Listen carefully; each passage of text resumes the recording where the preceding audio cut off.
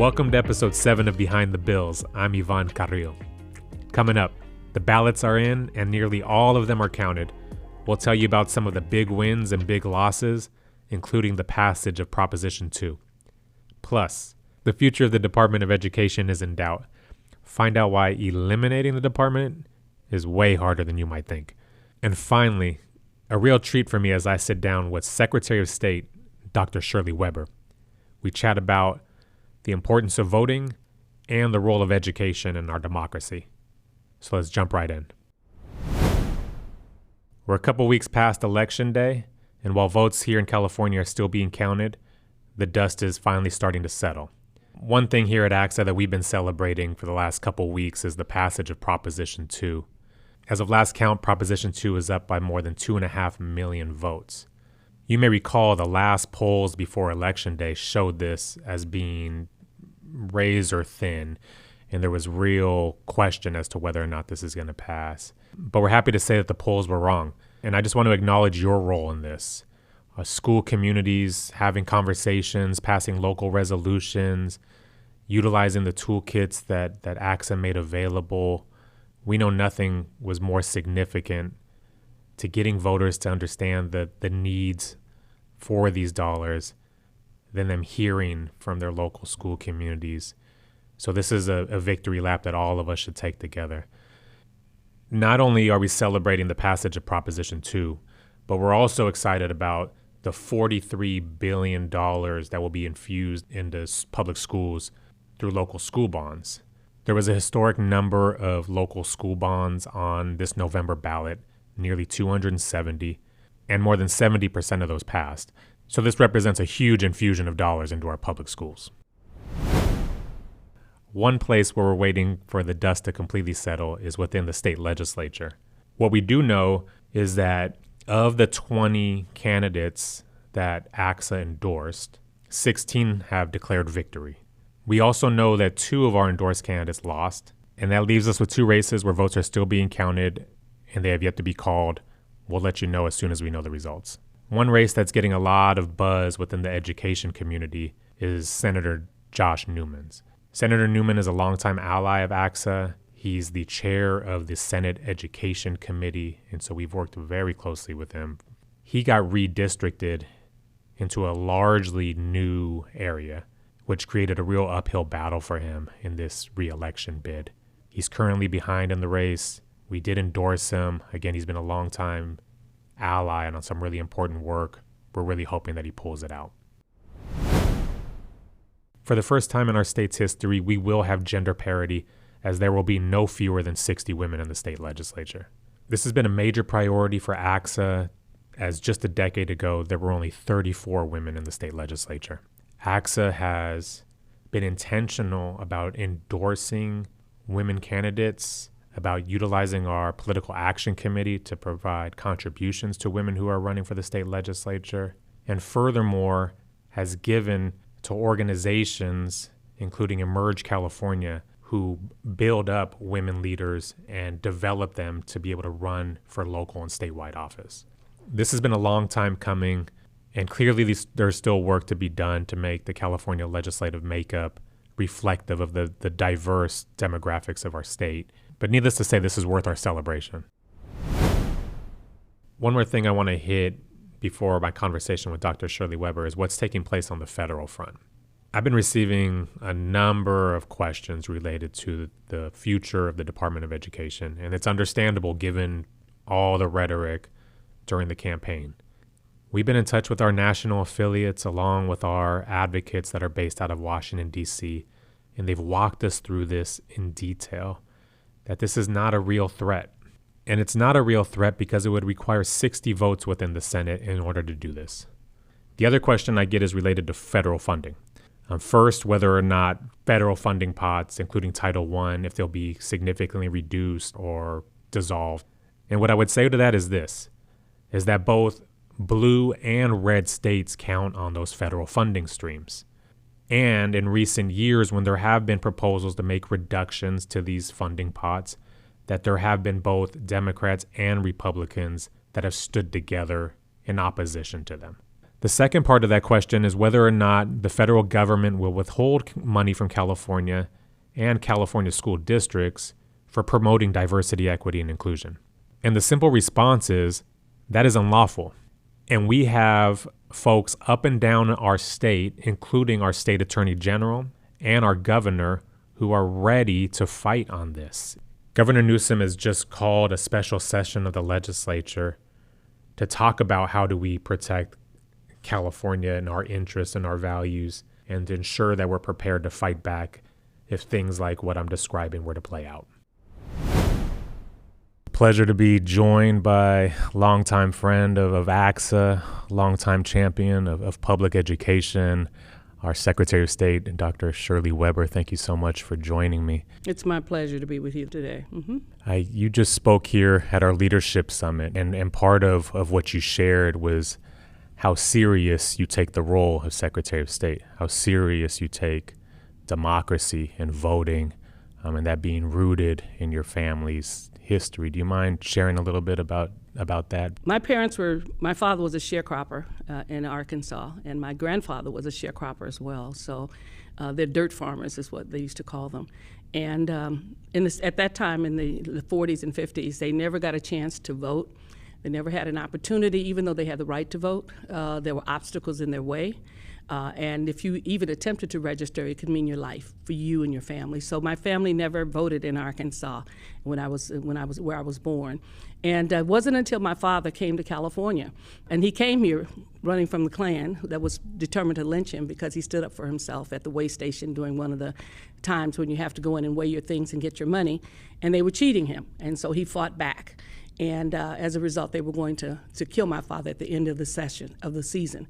So he was sneaked out of Arkansas in the middle of the night and brought to California, and leaving my mom and the 6 kids in Arkansas where my family was. He came to where my grandmother was, my mother's mother. And he eventually got a chance to vote. Coming to California, he and my mom, he brought us here 3 months later, and we all got a chance to come to California, and he registered to vote in the 50s. His dad never got a chance to vote because he died in 1964, and 1965 was the Voting Rights Act. So he never got a chance to have an opportunity to vote. He saw horrible things in his life, my grandfather, in terms of lynchings and burnings and all kinds of things that happened. So when my parents came to California, they voted. They voted, registered to vote, voted in every election. And eventually my mom became a poll worker because she was really interested in it. Our house eventually became a polling place. Our house was a precinct on the 45th Street in Los Angeles. My mom did that until she passed away, and my dad was so proud that our house was a place that people could come to vote, be safe, be secure, and come into this place and actually vote. So my mom took that very seriously. My dad did. As a kid, when I was in middle school, we walked through the driveway to the back of the house because the living room was where they voted. My dad would not put voting in the garage. He said it was dirty and spiders and all that kind of stuff. So he put it in the living room. So he took all of our furniture out, put it in the garage where the spiders and bugs were, and set up the polls, set up the booths in our living room, and people voted. And that was my vision of voting until my mom passed away, and I was an adult by then in San Diego. But we always had voting, whether it was primary, general election, special election, didn't matter. My dad set up everything for it. He was proud to do it, never complained. Everybody voted in the precinct, voted. My mom was known as the voting lady. And so as a result, they came to our house to vote. And so I take this very seriously because I know how much sacrifice was into basically getting people the right to vote.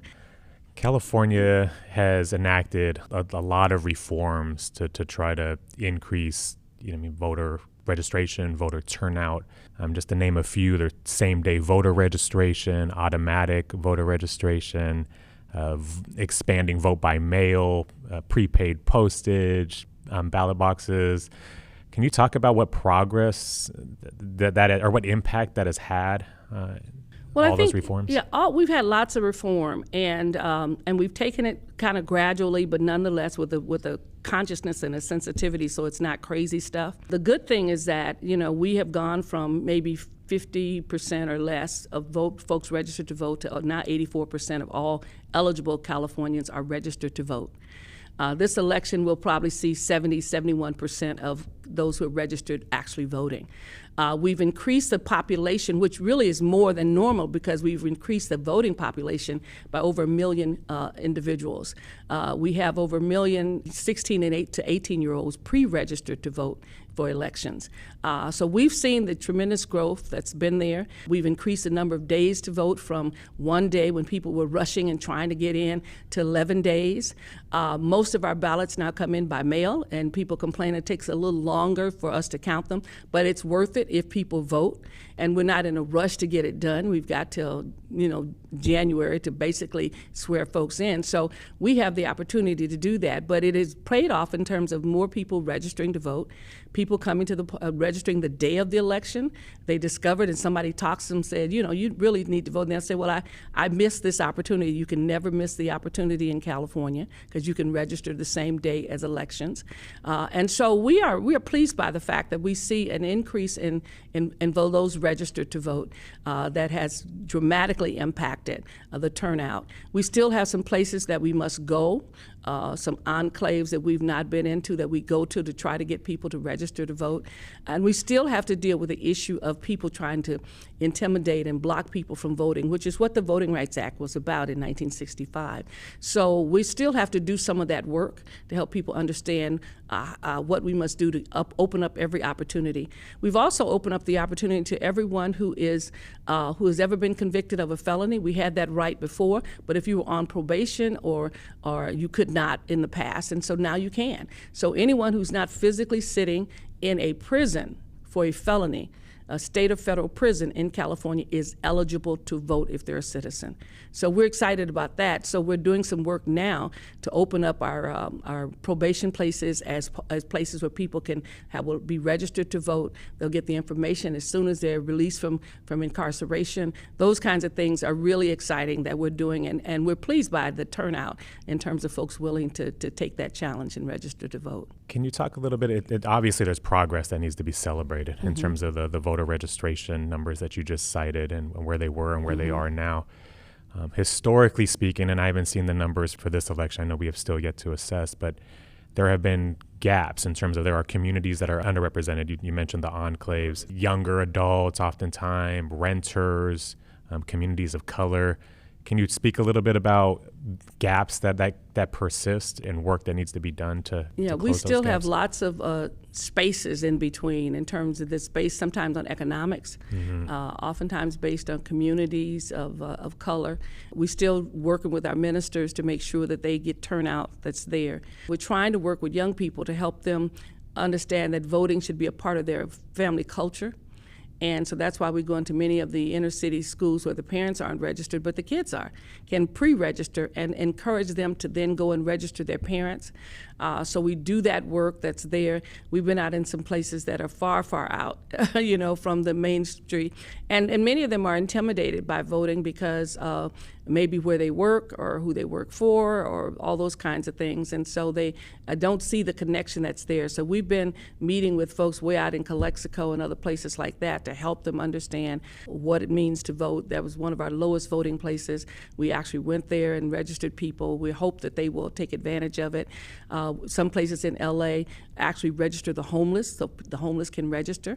They have to just have a street address or a place that they can pick up their ballot, or if they don't want to pick up a ballot, they can always get a ballot.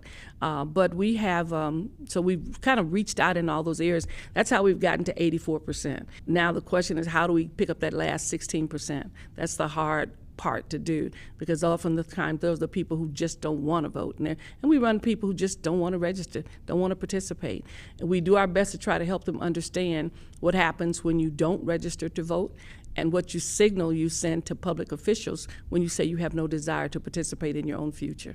I have those folks in my family, right, or just in my circle of my vote doesn't matter anyway. Yes. That's not going to make any difference. Secretary of State, what's your response to someone who makes a comment like that? We have that issue. We had a lot of the issues even with young people, when high school students. What difference does it make? I'm just one vote. It doesn't matter. I try to help them understand that it is not just one. It's about taking control of your own life. having influence. I used to, when I taught my students at the university, I would always remind them and say, your whole life is dependent upon the state legislature. You're 100,000 young people here in this particular community with education. What would happen if all of you voted? Do you think people would raise your tuition? Do you think these things would happen? They don't do that. They don't raise taxes for wealthy folks because they generally are voters. And so we talk about that. But I also help them understand the simple math that when you choose not to vote, it's not that your vote is just thrown in the trash. You have actually given your vote to someone else because you've changed the dynamics and the numbers of voting. So I tell them if there's 10 people who are in a group and you choose not to vote and you're one of 10, they have actually 11% of the power when they only had 10 at first, which makes it faster to get to a conclusion or to arrive at a majority that you just gave your vote to somebody you don't know and someone who may not even know you nor care about you. And when I tell young people that, they're kind of shocked because they don't think that they're doing anything with this vote, that they're just tossing it in the trash. No, you're actually giving it to someone else. It doesn't disappear. You've changed the dynamics. You've changed the numbers. You've made it easier for your opposition to actually win. And so when I tell that to young people, then it kind of clicks in their head that, this is not just an absentee thing. This is not something that doesn't exist. It does exist. And me tossing it out won't make it go away. I'm just giving it to someone else. I try to give them life experiences and examples when I was on the school board because my community was not a really voting community. It was hard for me to get resources for that community. Where communities that voted all the time, they could come in with some of the most harebrained ideas in the world and get money for it. I'd come in and talk about kids and reading and needs and those kinds of things, and they'd look and say, your community votes at 30%. They can't vote me out of office, nor can they keep me in office. Okay? So when they voted with me, it was more a matter of charity, much more than responsibility and power. And I help folks understand, when I stand before that board, I want to stand before that board with a community that votes at 60, 70%. So when they say that no to me, then I can tell my community, this is a person who shouldn't be on this board. And they can act on it. Rather than just saying, "Mau, mau, oh, well, so be it." They can act on it because now we are a 60% voting community. And we can have power, and we can actually change the dynamics on the school board.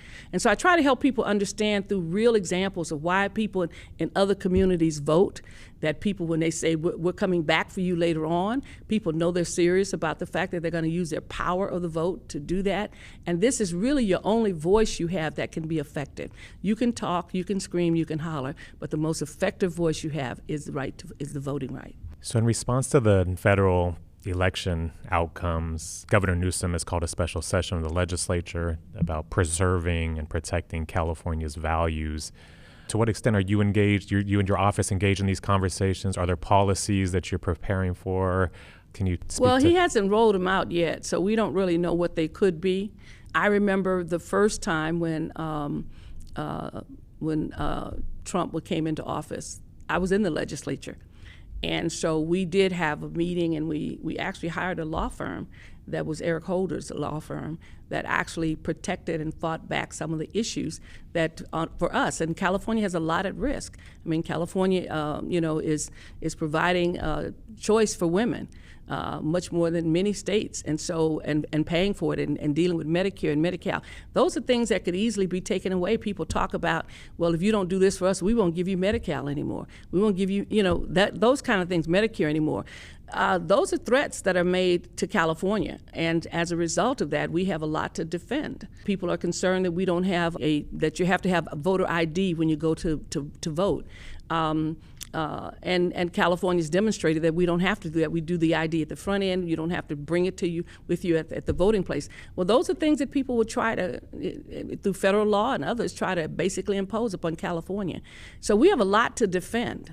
California is in a huge voting base. It's the fifth largest economy in the world. So there's a lot of things that are here. We have a lot of people talk about, well, if you do DEI, we won't give you financial aid anymore. That's some of the conversation that you hear in the public right now. What are we going to do at that point? How do we defend our right to have these things in California? And it doesn't just happen, and we're not likely to roll over. So I don't know what the governor's plans are. He hasn't shared them with us.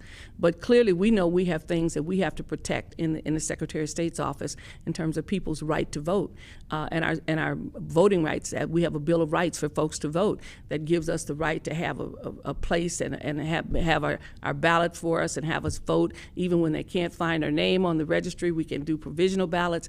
All those kinds of things are things we want to protect, and this administration might try to take them from us. What do you say to educators, to school administrators, school leaders who, for one reason or another, whether it's related to just the national political scene, what they're seeing on the news, what they're seeing in their schools, just maybe discouraged, maybe very concerned about what the future holds? Well, I say to all of them, one, we've been here before.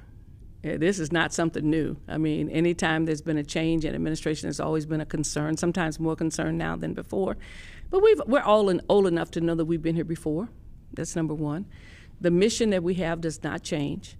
We still have to educate every child in California and in this nation to have this kind of knowledge and skills that they need to grow and to be developed as great adults. So we know what we're here for. We know the power that we have to change young people's lives. Don't give that up. Don't shrink from your responsibility to uplift kids wherever they are. You know, we're not going to become bullies like others have become and force kids to be in places and identities that they don't have and all those kinds of things. We know what works with children. Stand up and be the adult in the room to fight for them. You know, there are people who've decided they know what's best for kids who've never even worked with children before, who've only passed through schools or passed through programs, but have never worked with kids before. You're the educator. You're the adult in the room on this subject matter. You're the expert on this matter. Don't give up your expertise. Don't give up your adult status to make strong statements for children and to fight for what we know is right. You've talked about that that we've seen this before, and this is nothing new.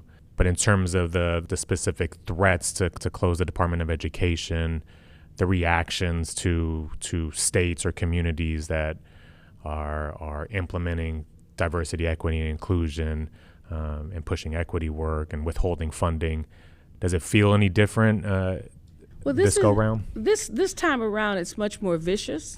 It's much more direct in terms of people actually saying what they're going to do rather than saying, well, we're going to look at the programs and find out if they're beneficial to everyone or those kinds of things. You know, we've never had a president who created his own Bible before, you know, who wants to push these things.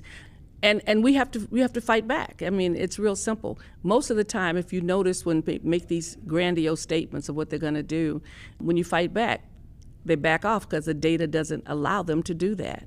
And that's what happened when it happened before. The legislature decided that it was going to fight back. And it did.